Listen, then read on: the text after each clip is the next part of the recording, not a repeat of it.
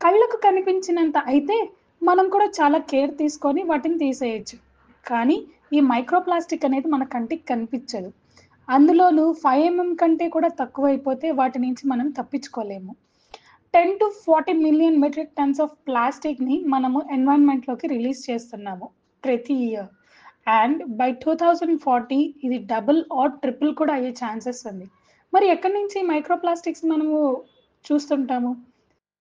Clothes, బట్టలు మనం వేసుకునే బట్టల్లో నుంచి, మనం తినే తిండిలో నుంచి, వాటర్ బాటిల్స్‌లో నుంచి అండ్ సీ ఫుడ్‌లో నుంచి ఇవన్నీ ఎందుకు? మనము యుటెన్సిల్స్ క్లీన్ చేయడానికి యూజ్ చేసే స్క్రబ్బర్‌లోంచి కూడా ఈ మైక్రో ప్లాస్టిక్ అనేది మనకొస్తుంది. ఇందుగలడందు లేదని సందేహంబు వలదు ఎందెందు వెతికినా అందందే కలవు. మదర్ మిల్క్‌లో కూడా ఈ మైక్రో ప్లాస్టిక్స్ తమ ఉనికిని చాటుతున్నాయండి. ఒక విధంగా చెప్పాలి అనంటే ఇప్పుడు పుట్టబోయే కిడ్స్ అందరూ కూడా బోర్న్ ప్రీ పొల్యూటెడ్. పెద్దవాళ్ళకైతే కొంచెం ఇమ్యూన్ సిస్టమ్ బాగా ఉంటుంది కాబట్టి, ఆ రెసిస్టెన్స్ పవర్ ఎక్కువ ఉంటుంది కాబట్టి పర్లేదు. కానీ చిన్న పిల్లల్లో అయితే ఇమ్యూన్ సిస్టమే వాటి టార్గెట్.